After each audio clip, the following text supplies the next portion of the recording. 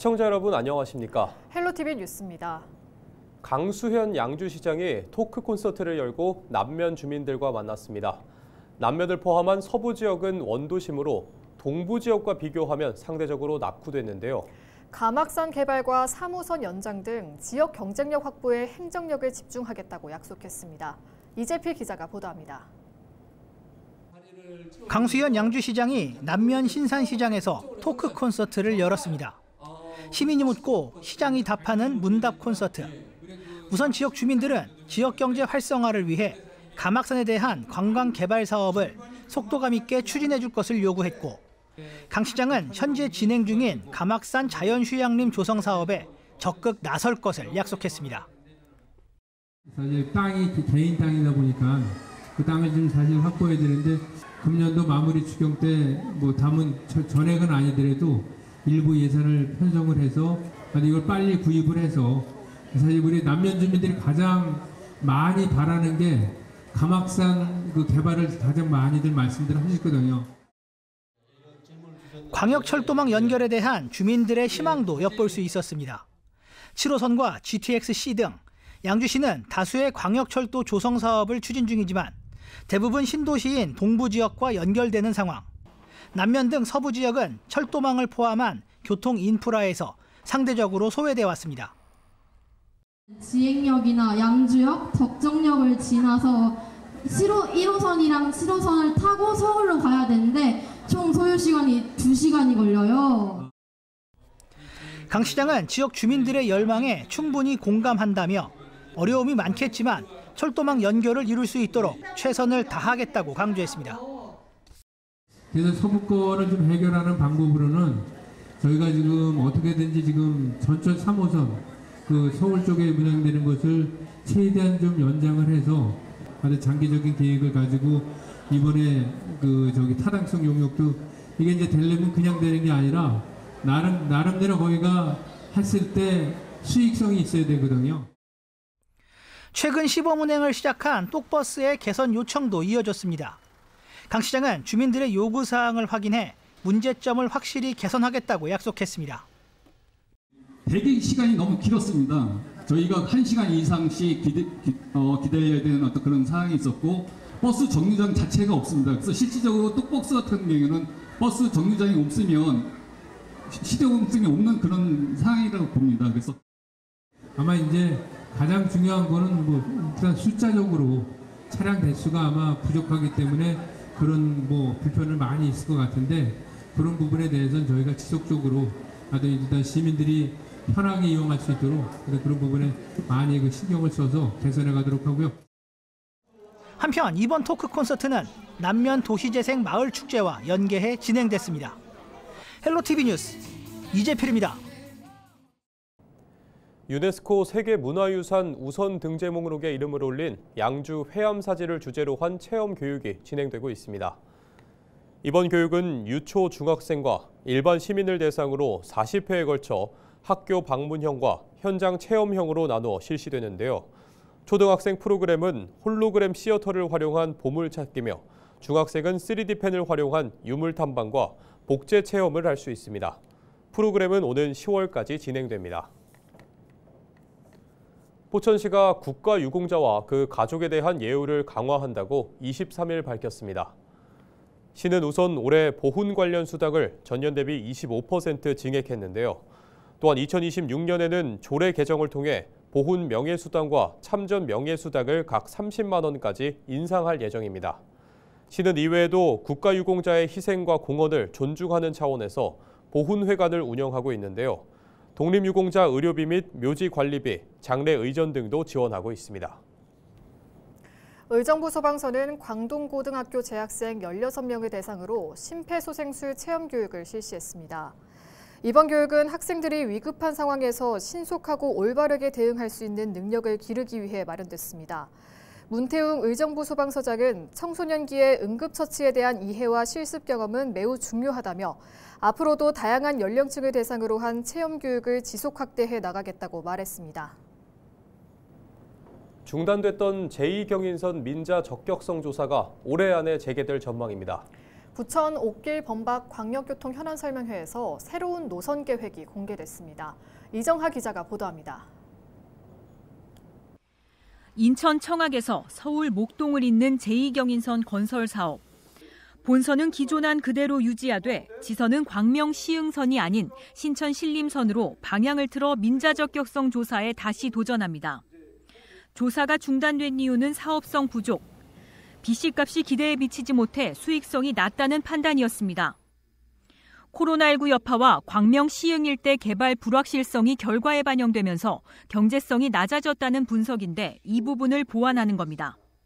기준 통행량이 24년이 되기 때문에 통행량에서 조금 경제성을 좀 확보할 수 있을 것 같고요. 신천 신림선은 다 도시가 되어 있습니다. 지나가는 노선에. 그러니까 수요를 정확하게 예측을 할 수가 있는 거예요. 사업 선행 조건이었던 구로 차량기지 이전 무산 이후 대안 노선을 찾는 과정 등을 거친 제2경인선 건설 사업. 이번이 네 번째 노선 변경입니다. 이딴 사업 지연으로 철도 신설을 바라는 주민들의 실망감도 커졌습니다. 신천을 통해서 옥길에서 온수에서 목동 가는 그 노선이 언제쯤 가능할 건가? 민자를 이제 적격성을 신청을 해요. 한 1년 정도 걸리거든요. 민자 적격성 조사가 통과가 되면 가는 겁니다. 만약에 KDI에서 옥길 지나는 노선을 경부선에 두면 포기를 하고 이제 신림으로 바로 가는 저걸로만 하자라고 했을 때 혹시 대안 방안 있으신지? 불안감과 의구심을 가질 필요가 없는 게 옥길 범박역은 국가철도망 계획에 반영돼 있기 때문에 저건 고정값이라는 거예요. 고정값. 국토부는 사업성 보완을 마치는 대로 오는 9월 말 민자 적격성 조사 재심사를 신청할 예정입니다. 제가 국토의 위원으로서 우리 옥길 범박 옥길 주민들의 수건인 이 광역교통 문제 반드시 해결하겠습니다. 이번 설명회에서는 부천 옥길 범박 지역의 서울 강남행 광역버스 신설 추진 경과와 시내버스 노선 개선 방안 등도 함께 공개됐습니다. 헬로티비 뉴스 이정하입니다. 임태희 경기도교육감이 취임 3년을 맞아 그동안의 성과와 향후 정책 과제를 밝혔습니다. 임 교육감은 23일 취임 3주년 기자간담회를 열고 경기 공유학교와 하이러닝, 온라인 학교를 기반으로 한 맞춤 교육을 이어왔다고 지난 임기를 돌아봤습니다. 남은 임기 동안에는 교육 본질 회복에 초점을 두고 대입 개혁과 공교육 확대, 미래교육청 추진 같은 주요 과제에 집중하겠다는 계획을 덧붙였습니다.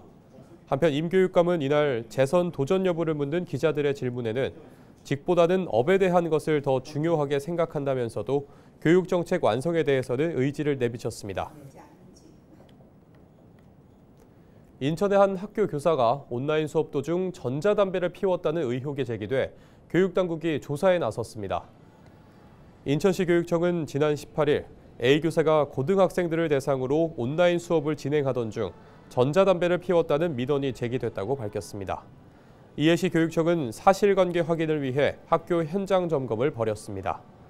A 교사는 학생들에게 개별 학습을 지시하고 화면을 가린 뒤 전자담배를 피웠지만 일부 장면이 노출됐다는 취지로 주장한 것으로 알려지고 있습니다. 해당 학교장은 A 교사에게 경고 처분을 내렸습니다. 시 교육청 역시 조사 결과에 따라 A 교사의 추가 조치도 검토할 예정이라며 자세한 사실관계를 파악하고 있다고 전했습니다.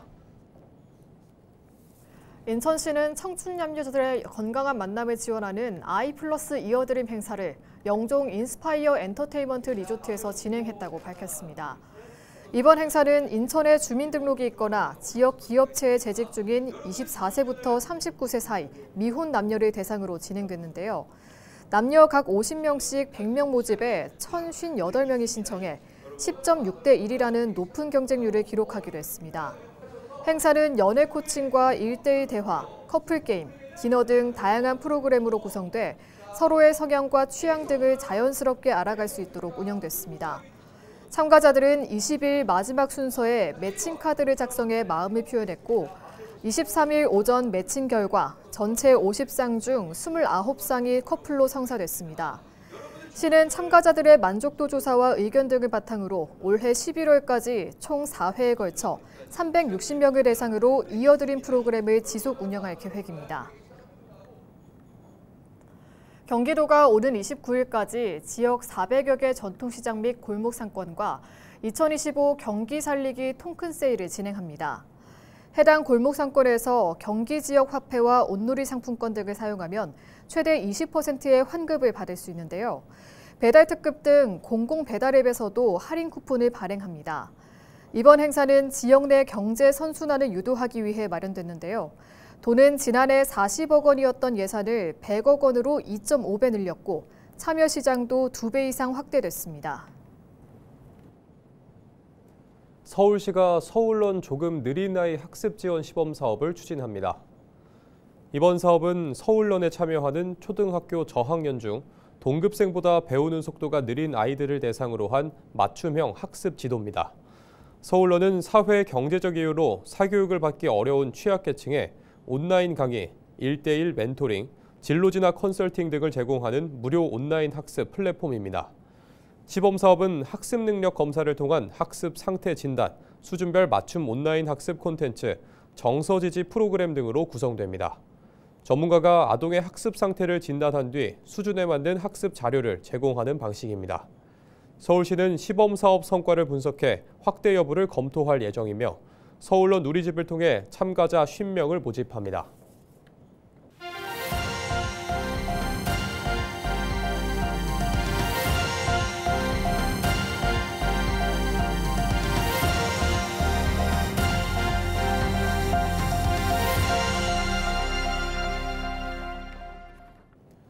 인천시 교육청의 학생 맞춤 지원 조례가 상임위를 통과했습니다. 인천시 의회는 제302회 제1차 정례회 교육위원회 회의에서 인천시 교육청 학생 맞춤 통합 지원 조례안을 심의해 가결했다고 밝혔습니다. 이 조례안은 복합적인 위기에 놓인 학생들을 조기에 발굴하고 통합적으로 지원하는 체계를 구축하기 위한 것입니다. 앞서 교육부는 학생이 학교 안팎에서 겪는 어려움을 극복하도록 돕는 학생 맞춤 통합 지원법을 새로 제정한 바 있습니다. 이번 조례안에는 인천시 교육청이 학생 맞춤 통합 지원 기본 계획을 수립하고 광역 기초 지방자치단체와의 협력 체계 구축과 민관 협의체 운영 등을 추진하도록 하는 내용이 담겼습니다. 또 한양대학교 병원과 협약을 맺는 등 의료, 정신건강 전문기관과의 연계로 실질적 지원 체계가 구축될 것으로 기대되고 있습니다. 한편 이 조례는 오는 30일 열리는 제302회 인천시의회 정례회 제5차 본회의에서 최종 의결할 예정입니다. 이른 무더위에 지난 주말 개장한 인천 지역 해수욕장에 7,000명이 넘는 인파가 몰렸습니다. 지난 주말 개장한 해수욕장은 영종도에 있는 을왕리와 한악계, 왕산 등 3곳입니다. 지난 21일과 22일 양일간 을왕리에는 3,200명이, 한악계와 왕산에는 각각 2,500명과 2,000명 등 7,700명이 방문했습니다. 현재 인천에는 중구 해수욕장 3곳이 문을 열었으며 그 밖에 섬 지역인 옹진군 해수욕장 9곳은 다음 달부터 순차적으로 개장합니다.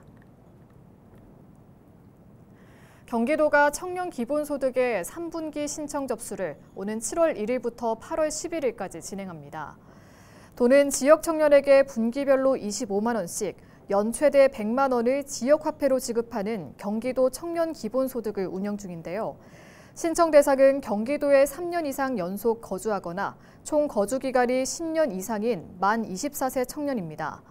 단 관련 조례를 폐지한 성남시와 올해 예산이 미편성된 고양시는 참여할 수 없는데요. 신청은 경기도 일자리 플랫폼 자바바에서 할 수 있습니다.